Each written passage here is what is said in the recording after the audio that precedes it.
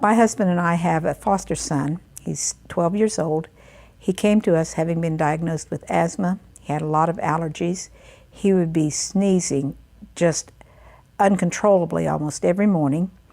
And so when he came to us, he hadn't had very good nutrition. But we started giving him BarleyLife Xtra because that was something he was willing to drink. And he came in December of 2006, and by March, when he had a checkup, the doctor said he didn't have asthma anymore. And also the sneezing had begun to decrease. And now, it's been 14 and a half months since he came. We almost never hear him sneeze. And he likes the taste of it so much that he will even say, I want something sweet. I think I'll have a glass of BarleyLife.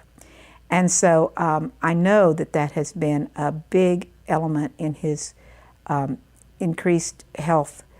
And he has also told people about it.